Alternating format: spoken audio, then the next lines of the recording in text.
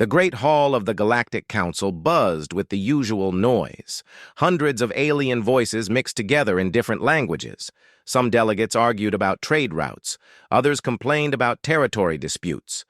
The massive dome above them showed the spinning galaxy, with thousands of stars marking different worlds and species. Ambassador Kang Min-ho sat quietly in the human section. He watched the chaos around him with tired eyes. For 20 years, he had attended these meetings. For 20 years, he had tried to make the council work better. Today would be his last day here. The current argument was about mining rights in the Vega sector. The Altarians wanted exclusive access to the rare metals there. The Rigelians claimed they had found the deposits first. 3 other species also wanted their share. Everyone shouted at once. No one listened to anyone else. "The Altarian Empire demands full control," roared Councillor Threx. His blue skin turned darker with anger.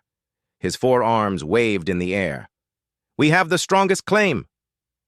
"Your claim is worthless," hissed Representative Siltara from the Rigelian delegation. Her snake-like body coiled tighter around her speaking podium. "Rigel found those deposits 50 cycles ago." High Arbiter Velnash banged her crystal gavel. The sound echoed through the hall. "Order! We will resolve this through proper voting procedures." Minho had heard these same fights 1,000 times before. Different sectors, different resources, but always the same pattern. Each species wanted everything for themselves. They never thought about what was best for everyone. They never considered compromise. They certainly never asked humans for advice. Park Soo-jin, his aide, leaned over to whisper in his ear. "Sir, should I prepare the usual mediation proposal?" Min-ho shook his head slowly. "No, Soo-jin, not today." For decades, humans had been the ones who made things work. When trade routes got tangled, human logistics experts untangled them. When alien computer systems failed to talk to each other, human technicians built bridges between them. When species refused to cooperate, human diplomats found ways to make everyone happy. But the Council never saw it that way. To them, humans were just useful workers. Good for handling boring tasks that more advanced species did not want to do. Humans were reliable, yes. Hard-working, certainly, but they were not important. Not really. The argument about Vega grew louder. Now 6 different species were involved. Councillor Threx was shouting about ancient territorial laws. Representative Siltara was quoting mining regulations that contradicted those laws. The delegate from Proxima was reading from a trade agreement that nobody else had signed. Minho remembered his first day in this hall. He had been so excited. Earth had just joined the galactic community. Humans would work with dozens of alien species. They would learn from each other. They would build something great together. That dream had died slowly, one ignored suggestion at a time, one dismissed report at a time, one casual insult at a time. Last month, Councillor Threx had called humans useful pets during a private dinner. He thought no humans were listening, but Minho's translator had picked up every word. The comment had spread quickly through the human diplomatic corps. 3 weeks ago, the Council had voted on emergency aid for refugee planets. Humans had offered to coordinate the relief efforts. They had done it many times before. They were good at it. But High Arbiter Velnash had given the job to the Centaurian Republic instead. "We should let more advanced species handle complex operations," she had said. The Centaurians had failed completely. 2 million refugees were still waiting for food and shelter. But when human aid workers tried to help anyway, they were told to stay out of Centaurian business. Yesterday had been the final insult. The Council was planning a new exploration mission to the Andromeda Galaxy. Humans had the best long-range ships. Human crews were the most experienced with deep space travel. But the mission planners did not even invite Earth to participate. This mission requires the most sophisticated technology available, explained Director Colthanis. Perhaps humans can help with supply logistics. Supply logistics. Always supply logistics. Min-ho stood up slowly. The hall was so loud that most delegates did not notice. He straightened his dark blue jacket and walked to his speaking podium.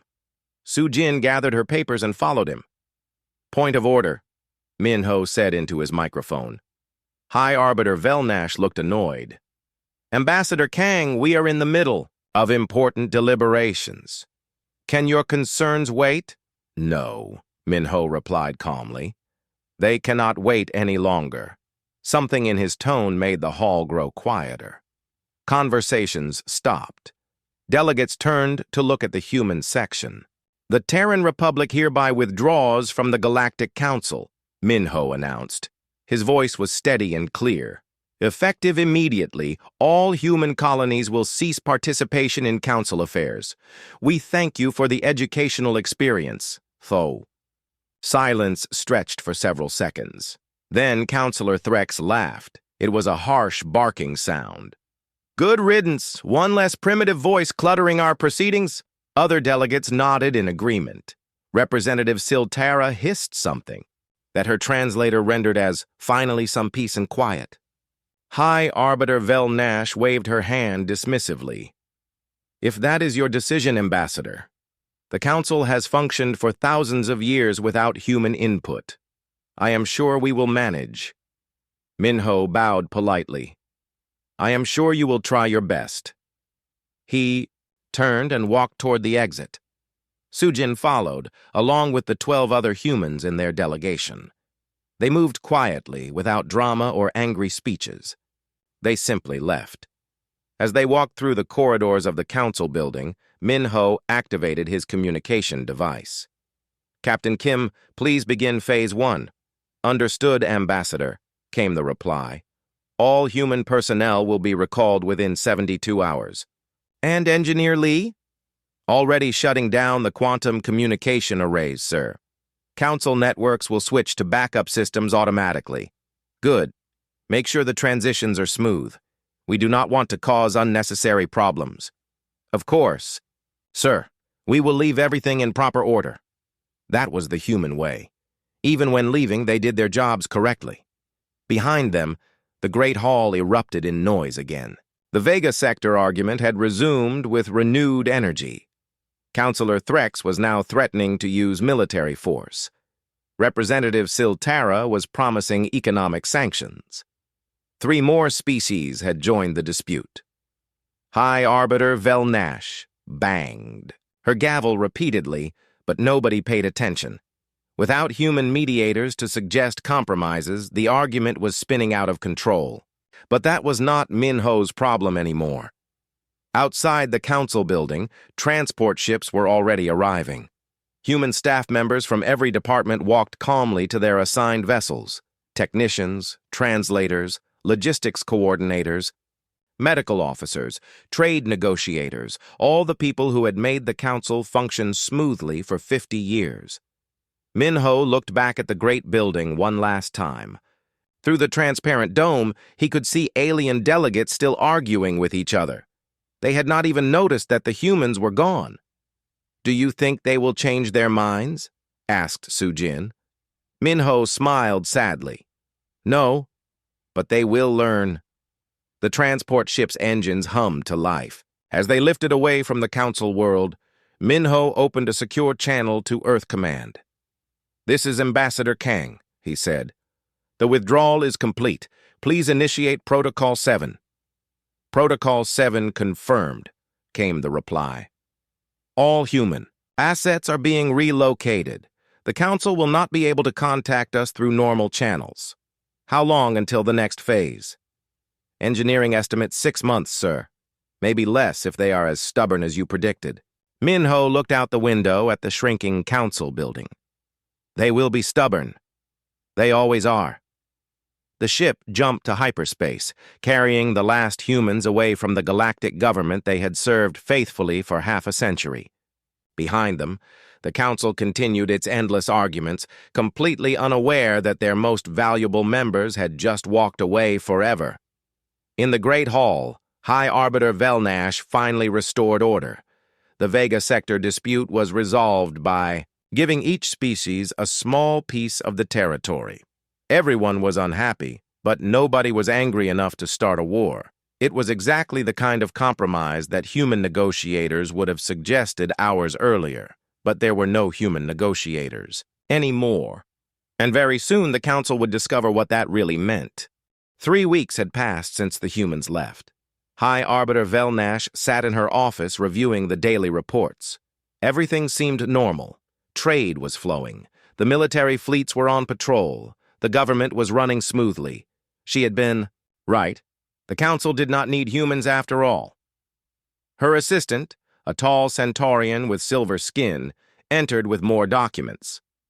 High Arbiter, there are some minor issues with the shipping schedules. Nothing serious. Velnash barely looked up. Handle it through the usual channels. What she did not know was that the usual channels had been managed by Trade Coordinator, Bei Junsik, for the past 15 years. Junsik had worked quietly in a small office on the lower levels of the council building.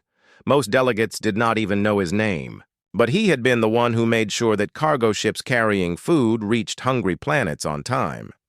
He had been the one who rerouted medical supplies when emergencies happened.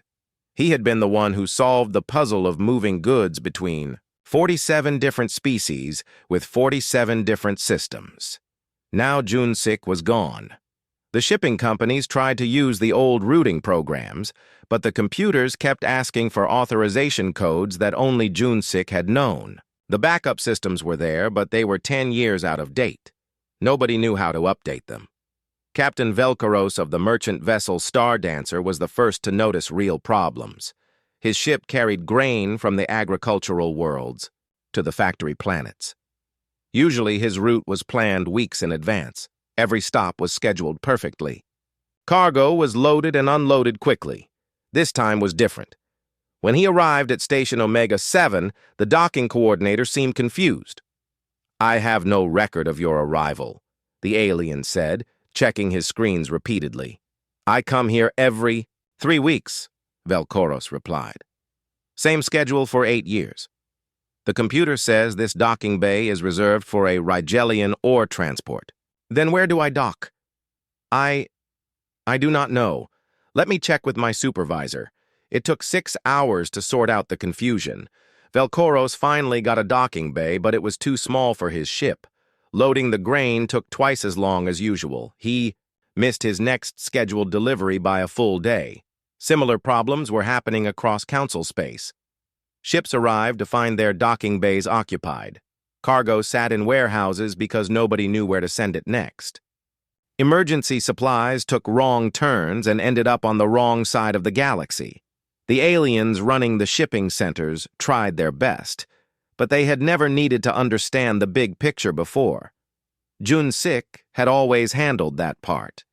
Meanwhile, Dr. Yun-Nari's absence was causing different problems. She had been the head of medical research for the Council's health department. Her specialty was creating treatments that worked for multiple alien species. Different aliens had very different biology, but Nari had found ways to make universal medicines. The Rigelian plague was a perfect example of why this mattered. Every few years, this sickness spread through the outer colonies. It was not dangerous to most species, but it was deadly to Rigelians and a few others. Nari had developed a treatment that worked for everyone. The medicine was stored at medical stations throughout Council space. When the plague appeared again, the automated systems tried to distribute the medicine as usual. But the storage facilities were locked behind access codes that Nari had never shared. The backup research files were encrypted. The production formulas were stored on secure servers that only responded to her biometric signatures. Dr. Zelthari from the Altarian Medical Corps tried to recreate Nari's work. He was a skilled doctor, but he specialized in Altarian biology. He did not understand how Rigelian blood chemistry worked. His first attempt at making the medicine actually made the plague worse. "This is impossible," he complained to his research team. How did one human understand so many different biological systems? His assistant, a young Centaurian, offered a suggestion. Maybe she had special equipment, advanced human technology. Zelthari checked Nari's old laboratory. The equipment was standard council medical gear. Nothing special at all. The only unusual thing was a wall covered with charts showing the biological connections between different alien species. Lines and arrows connected hundreds of different data points. It looked like the work of someone who had spent years learning how every council species was related to every other one. She memorized all of this, Zelthari whispered in amazement. She understood our biology better than we understand it ourselves. The plague continued to spread while the medical teams struggled to recreate treatments that Nari had developed. Easily. Military problems started in the third week. Admiral Song Tai-hyun had commanded Joint Defense Fleet 7, which protected the trade routes near the Magellan Nebula. The nebula was beautiful, but dangerous. Its swirling gases hid asteroid, fields, and spatial anomalies. Pirates used it as a base because most ships could not navigate safely through its interior. Song had spent 12 years mapping safe paths through the nebula. He knew every hidden passage and every dangerous turn. More importantly, he had trained mixed crews from 6 different species to work together as one fleet. Altarians were good pilots, but bad at teamwork. Rigelians were excellent engineers, but poor fighters. Centaurians were natural leaders, but too cautious. Song had found ways to use each species' strengths while covering their weaknesses. Without Song, Fleet 7 fell apart quickly. Commander Thexval, an Altarian, took over as senior officer. He was brave and experienced, but he only understood Altarian military tactics. When Rigelian Captain Silmora suggested a different approach to a patrol route, Thexval ignored her. When Centaurian Colonel Quindara recommended waiting for better intelligence, Thexval called him a coward. The mixed species fleet became 6 separate groups that happened to be flying in the same area. They stopped sharing information. They stopped coordinating their movements. They stopped trusting each other. The pirates noticed immediately. Captain Zektar, leader of the largest pirate band, had been hiding in the nebula for months. Song's coordinated patrols had kept him trapped in a small area near the nebula's core. But now the council ships were scattered and confused. They fly around like lost children, Zektar told his crew. The human admiral is gone. Now we can move freely. His first raid hit a medical supply convoy. The escort ships were supposed to protect the cargo vessels, but they could not agree on formations. The Altarian fighters flew ahead too fast. The Rigelian escort cruiser lagged behind. The Centaurian command ship stayed in the rear, trying to coordinate everyone by radio. Zektar's pirates struck the gap between the fighters and the cruiser. They disabled the medical ships before the escorts could respond properly. Thousands of doses of emergency medicine disappeared into the pirate strongholds. More raids followed.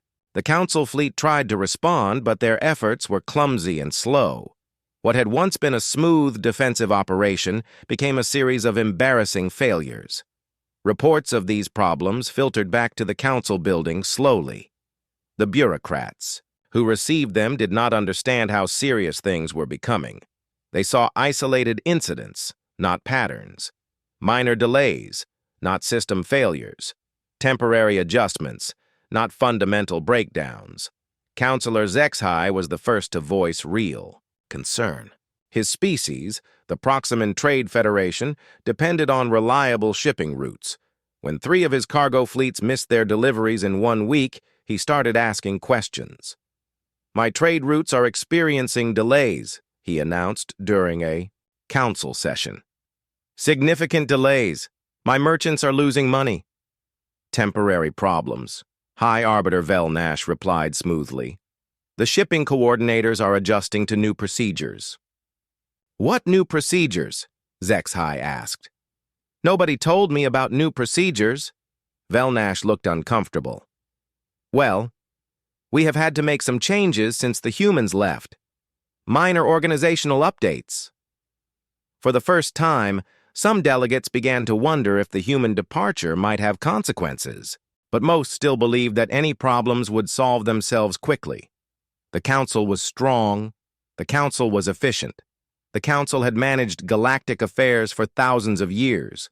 What they did not realize was that humans had not just been workers in the council system. They had been the invisible threads that held the whole structure together. They had been the translators who made sure different species understood each other. They had been the mediators who turned conflicts into compromises. They had been the problem solvers who fixed things before anyone else even noticed they were broken. Chief Engineer Orthven was beginning to suspect this truth. His job was maintaining the council building's infrastructure. For weeks, small systems had been malfunctioning. Nothing dramatic, just minor glitches and inefficiencies. But when he traced the problems back to their sources, he found the same pattern over and over again. Every failing system had been quietly maintained by human technicians. They had worked during night shifts when the building was empty. They had filed reports that nobody read. They had prevented problems that nobody knew about. Now those technicians were gone, and their knowledge had gone with them. Orthven sat in his office, staring at a list of 17 critical systems showing stress indicators. Climate control was fluctuating. Power distribution was uneven. The quantum communication arrays were experiencing random static. 2 months after the humans left, the galaxy was breaking apart. What had started as small problems was now becoming a disaster that nobody could ignore. Quartermaster General Park Ji-hoon had managed resource distribution for the entire council. His job was making sure that planets had what they needed when they needed it. Food worlds sent crops to factory worlds. Mining worlds sent metals to shipyard worlds. Medical worlds sent medicines to frontier worlds. It was like a giant puzzle with 10,000 pieces, and Ji-hoon had been the only one who could see the whole picture. The Centaurian Republic had tried to take over his job. They had good computers and smart mathematicians. They thought resource management was just about numbers and calculations. They were wrong. The first crisis hit the Vega colony worlds. These planets made advanced electronics for the Council fleet. They needed rare metals from the Altarian mining worlds. The metals had to be processed on the factory stations near Rigel. The processed materials then had to be shipped to Vega at exactly the right time. Ji-hoon had coordinated this supply chain for 8 years. He knew that Altarian miners worked slower during their mating season. He knew that Rigelian factory workers took religious holidays every 43 days. He knew that transport ships needed extra fuel when solar storms happened near Vega. The Centaurian replacement, Director Kolvanas, knew none of these things. He looked at the computer projections and scheduled everything based on average numbers. On paper, his plan looked perfect. In reality, it was a disaster. The Altarian shipment arrived 2 weeks late because of the mating season delays. The Rigelian factories were closed for religious observances when the metals finally arrived. The transport ships ran out of fuel. Halfway to Vega, because Kolvanas had not planned for a solar storm that happened every 3 years. 3 star systems that depended on vegan electronics suddenly had no new equipment. Military ships could not get replacement parts. Communication satellites went offline. Even basic life support systems on some space stations began to fail. "This is unacceptable," shouted Commander Veltrix from the Vegan Defense Force. "My ships are falling apart. Where are our supplies?" Director Kolvanas checked his computers frantically. According to his calculations, everything should have worked perfectly. There must be some mistake. The logistics program shows all deliveries on schedule. "Your program is wrong," Veltrix replied. "My mechanics are cannibalizing parts from broken ships just to keep half the fleet running." Similar problems were happening everywhere. The agricultural world of New Terra was running out of farming equipment because machine parts were stuck on Rigel. The medical research station at Proxima could not continue its work because chemical supplies were delayed at 3 different checkpoints. The mining colony on Altair Prime was sending metals to planets that did not need them, while other worlds faced shortages. Ji-hoon had prevented these problems by understanding something that computers could not calculate. He had known that logistics was not just about moving things from place to place. It was about understanding people, cultures, and the thousand small details that could make systems work or fail. The communication breakdown was even worse. Communications Director Choi Ye-jin had managed the Council's Universal Translation Network for 12 years. This was more complex than most people realized. The Council included 47 different species with 47 different languages. Some aliens communicated with sounds, others with colors, others with chemical signals. Some species had concepts that did not exist in other languages. Ye-jin had created translation protocols that went far beyond simple word-for-word conversion. She had trained the computers to understand context, emotion, and cultural meaning. A Rigelian saying, "The sun burns bright," meant something completely different from an Altarian saying the same words. Ye-jin's system knew the difference. When the humans left, the translation network switched to backup systems. These older programs could handle basic communication, but they missed the subtle meanings that made real understanding possible. The first serious miscommunication happened during a trade negotiation between the Proximan Federation and the Centaurian Republic. The Proximans offered to sell crystals of great value to the Centaurians. The backup translator converted this directly as expensive crystals. But great value in Proximan culture meant spiritual importance, not high price. The Proximans were offering sacred religious artifacts that they wanted to share with their allies. The Centaurians thought they were being asked to buy overpriced jewelry. The negotiation collapsed in anger and confusion. Worse problems followed. Military commands were being mistranslated during joint operations. Scientific data was being corrupted when it passed between research teams from different species. Legal contracts contained errors that created disputes between worlds. Diplomatic attaché Kim Min-soo had been the Council's most effective mediator. He had resolved hundreds of conflicts by understanding how different species thought and felt. Each alien race had its own values, its own fears, its own ways of seeing problems. Min-soo had studied them all. He could speak to Altarians about honor, to Rigelians about logic, to Centaurians about tradition. He found solutions that satisfied everyone's deep needs, not just their surface demands. Without Min-soo's mediation skills, small disputes grew into major conflicts. The Craxon-Vorthan War started over mining rights to a small asteroid belt. Both species had legitimate claims under different parts of Council law. With proper mediation, it should have been resolved through compensation, agreements, or shared development. Instead, the dispute escalated quickly. The Craxons felt insulted when the Vorthans questioned their historical claims. The Vorthans felt threatened when the Craxons started military exercises near the disputed territory. Neither side understood what the other side really wanted. Both sides assumed the worst about the other's intentions. War broke out within days. Craxon battlecruisers attacked Vorthan mining stations. Vorthan fighters retaliated against Craxon colony ships. The violence spread to 3 star systems before anyone could stop it.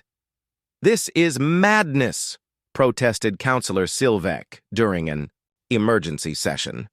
"They are destroying each other over a few rocks in space." "The Craxons attacked first," replied Representative Morthek. "The Vorthans have a right to defend themselves." "The Vorthans provoked the attacks with their illegal occupation," shouted Delegate Karvoth.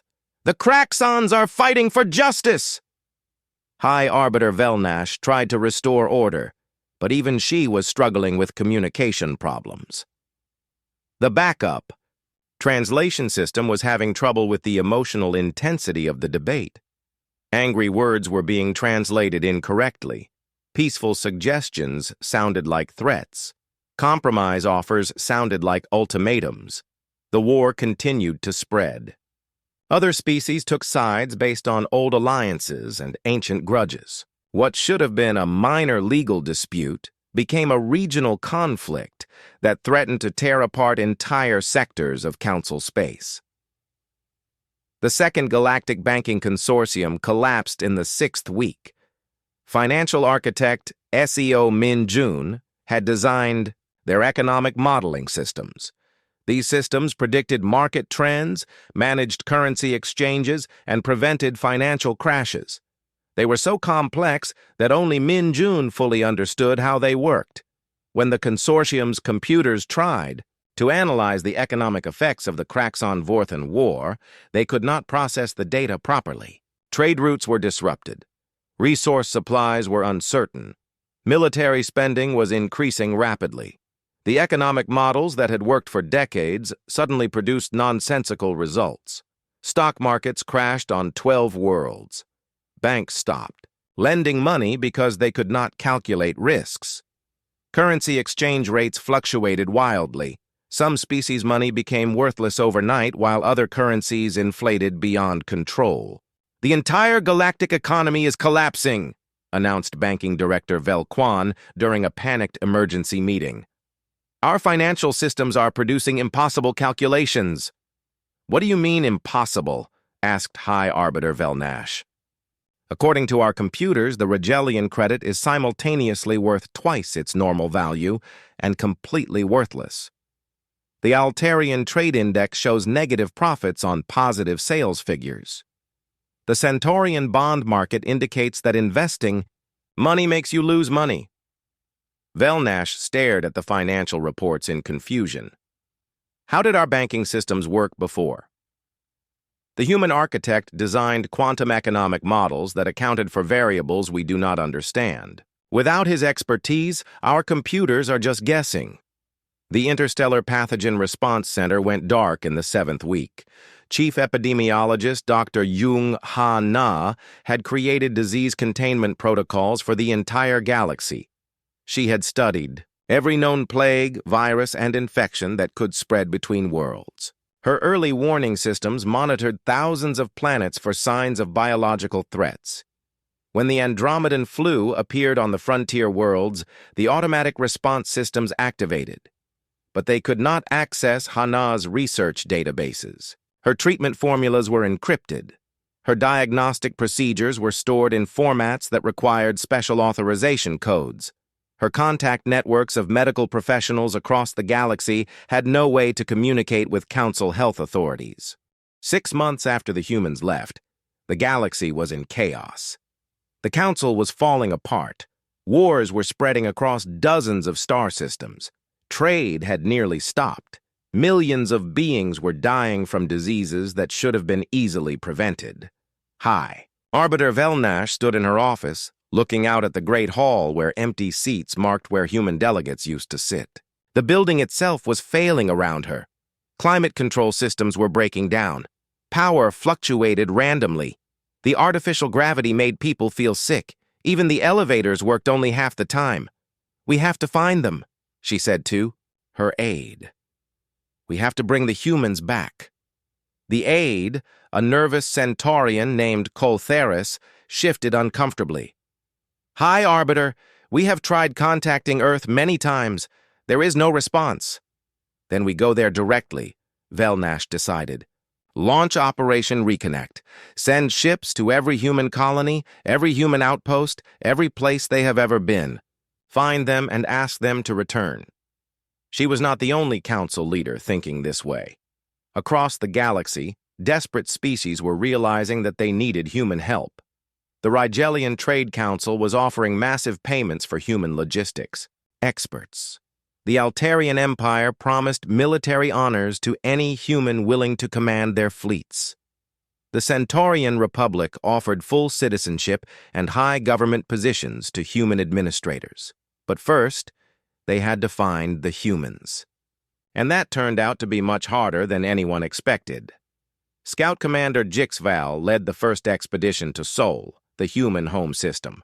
She commanded a fast exploration ship with the best sensors the Council had. She expected to find humans, hiding on Earth, maybe angry and hurt, but ready to negotiate. The journey took 3 days through hyperspace. When her ship dropped back into normal space near Earth, Jixval was shocked by what she saw. The Sol system looked exactly as it always had. Earth turned slowly in its orbit, blue and green and beautiful. The moon was in its proper place. Mars showed signs of human terraforming projects. The asteroid belt had mining stations and manufacturing platforms. But there were no humans anywhere. Run. Full sensor sweeps, Jixval ordered her crew. Check every planet, every station, every ship.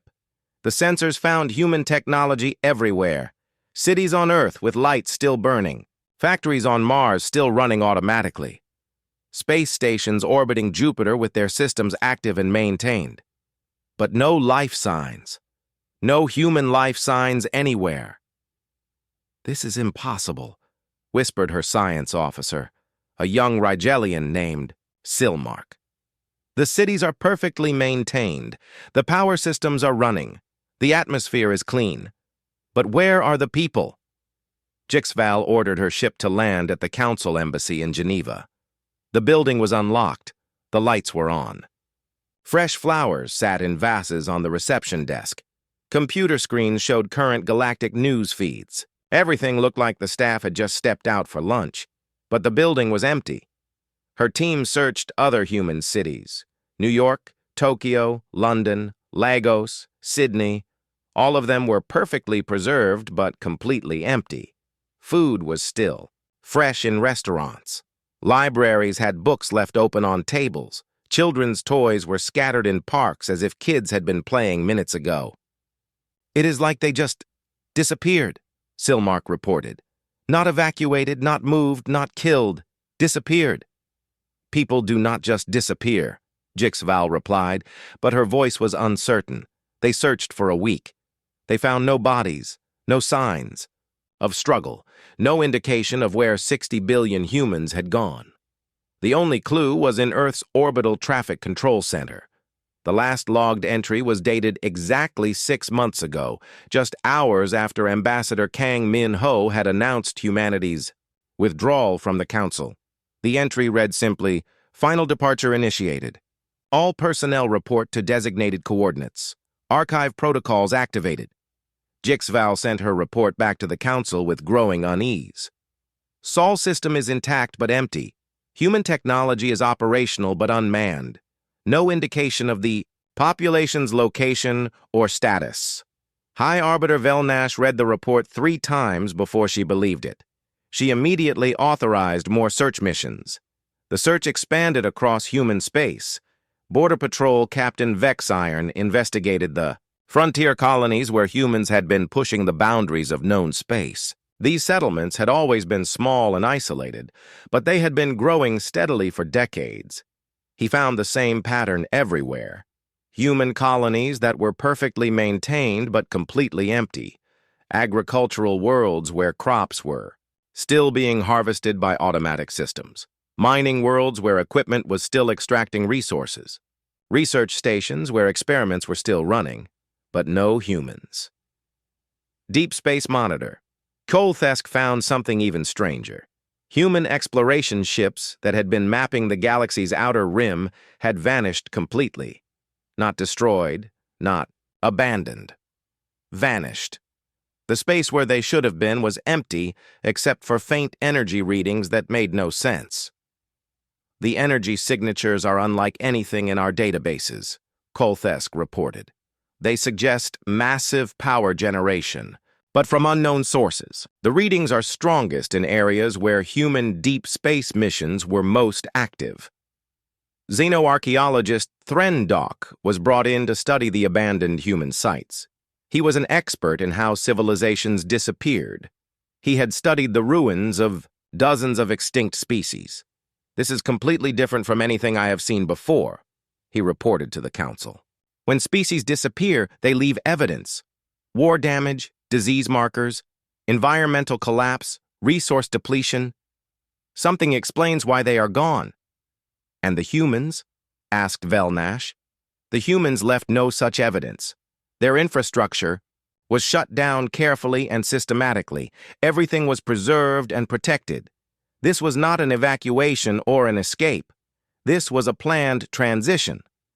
Transition to what? I do not know, but they clearly expected to return someday, or they wanted others to find their civilization intact. The mystery deepened when communication experts analyzed the quantum transmission logs from human space.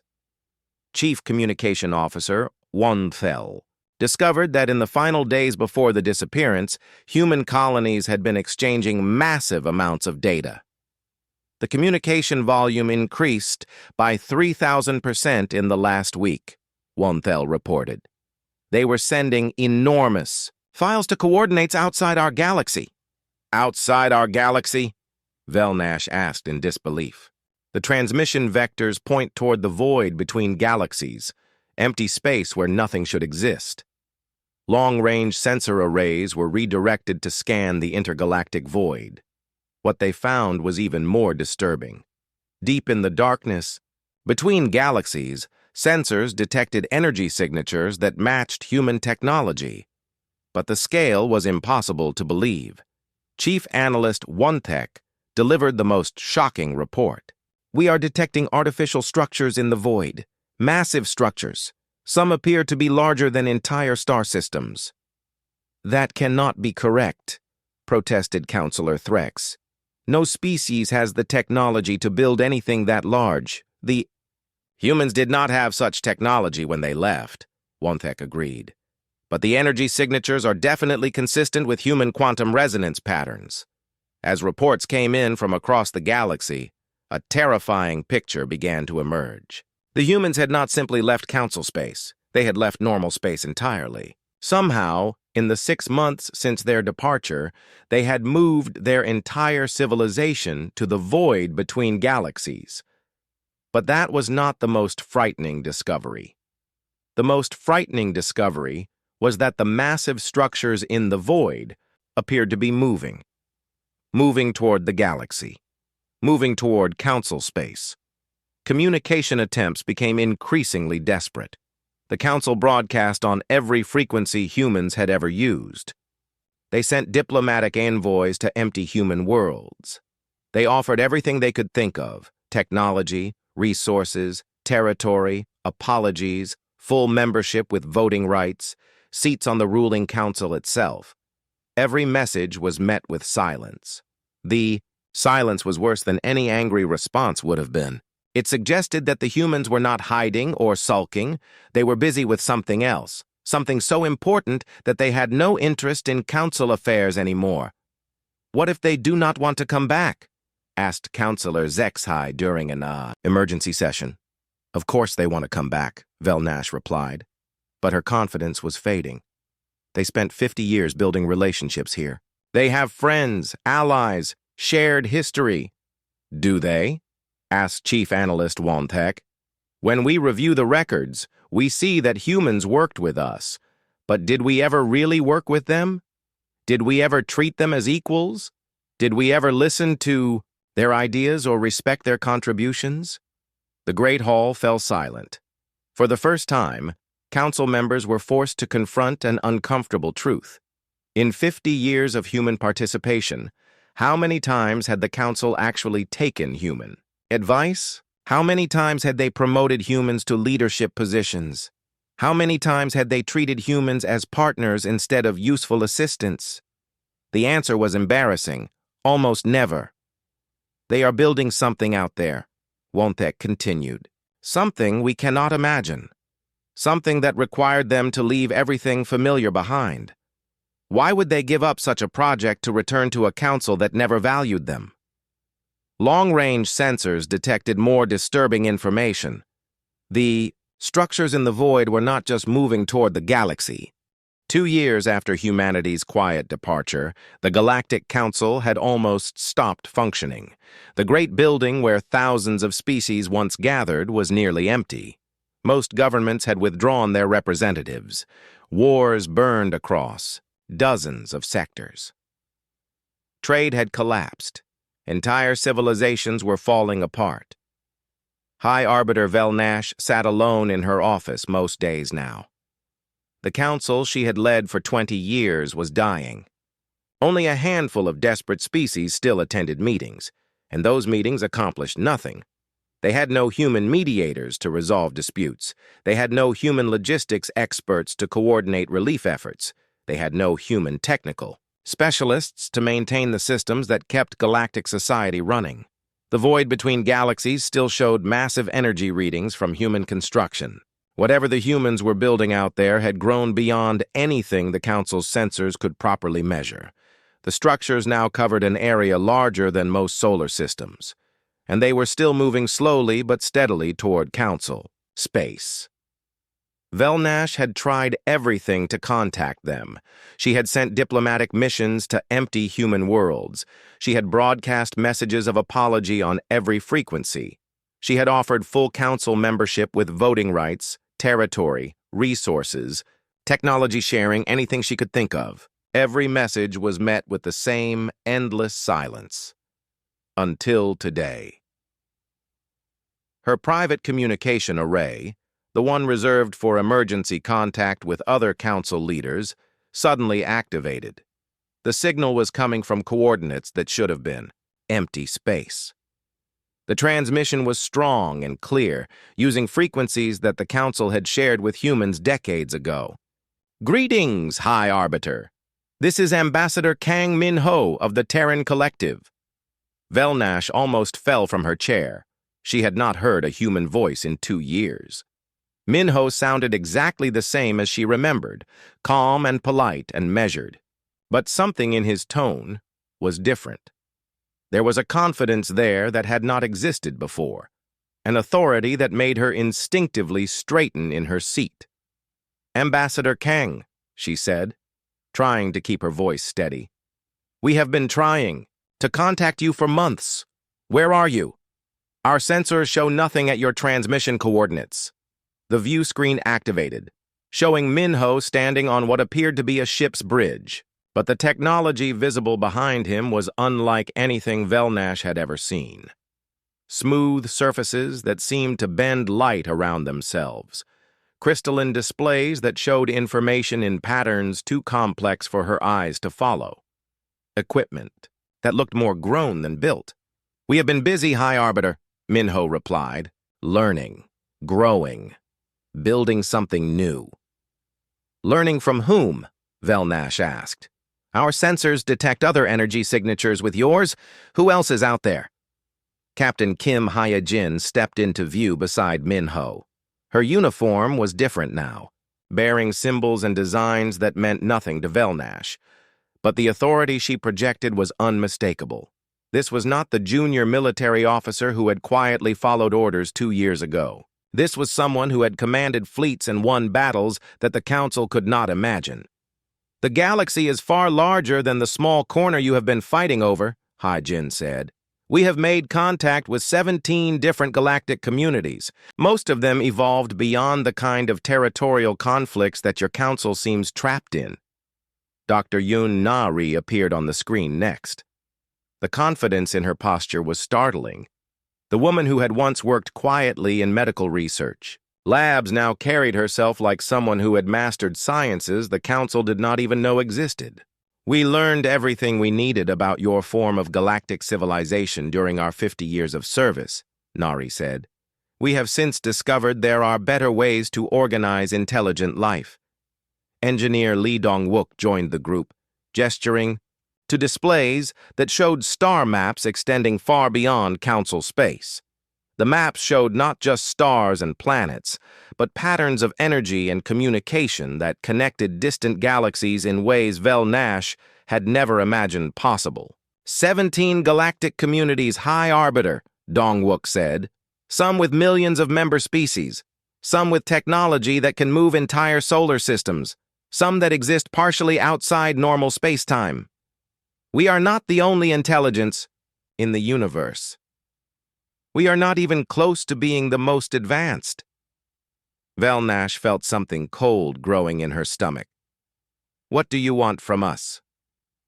"Nothing," Min-ho replied simply.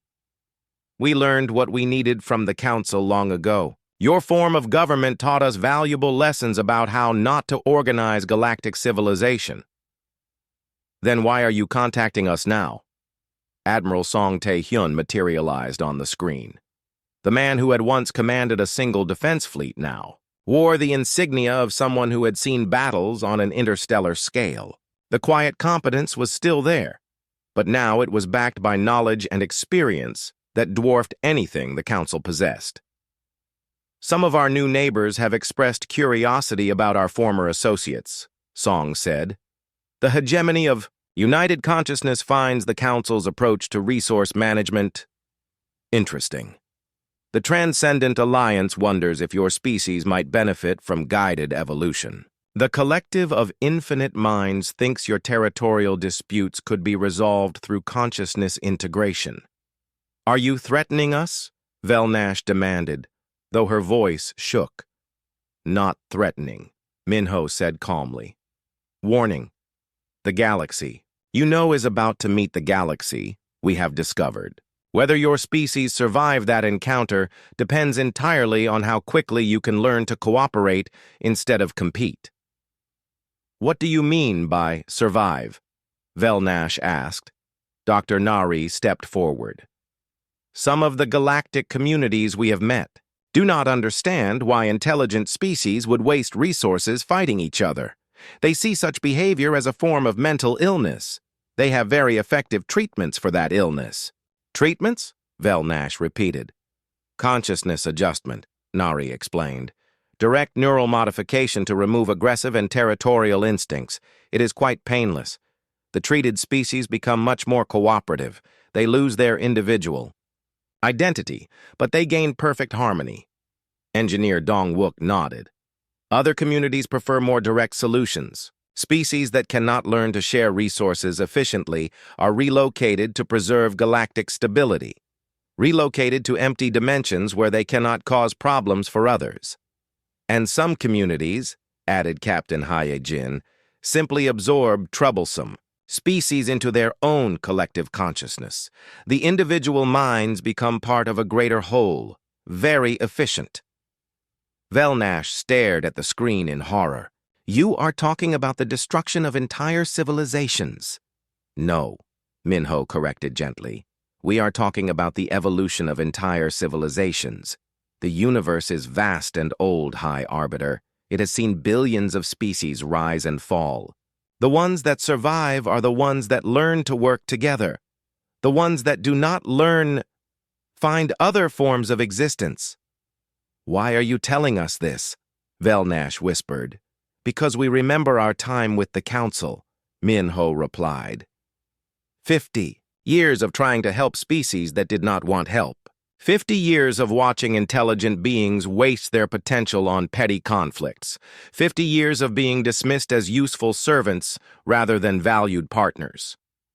Admiral Song leaned forward.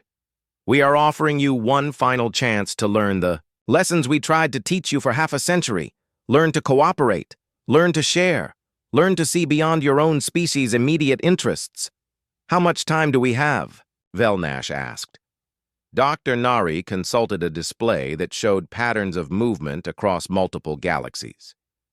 "The advanced scouts from the hegemony of United Consciousness will arrive in Council space in approximately 18 months. The Transcendent Alliance expects to complete their survey of this galactic region within 3 years. The collective of infinite minds operates on longer timescales, but they have already classified this area as requiring intervention." 18 months, Velnash repeated numbly. 18 months to prove that your species can evolve beyond territorial violence, Minho confirmed. 18 months to show that you can build a civilization based on cooperation instead of competition. 18 months to become worthy of survival in a universe much larger than you ever imagined. The transmission began to fade, but Minho's voice came through clearly. "We left quietly because we had nothing left to learn from you. We are returning loudly because we have learned things you desperately need to know. The choice of whether to listen is, as always, yours." The screen went dark, leaving Velnash staring at her reflection in the blank display. For the first time, she understood the true scope of her species' arrogance. They had dismissed humanity as primitive servants, while humans were quietly learning to navigate a universe of unimaginable complexity. She activated the Council's emergency broadcast system and sent messages to every member species, every government, every leader who might still be listening. "Emergency session of the Galactic Council," she announced. "All species, all representatives, all leaders. We have 18 months to learn how to work together, or we face extinction. The humans have returned, and they are no longer alone." Across the galaxy, the scattered remnants of Council civilization received the message. Some ignored it, too busy with their own wars and problems. Others dismissed it as panic from a failing government.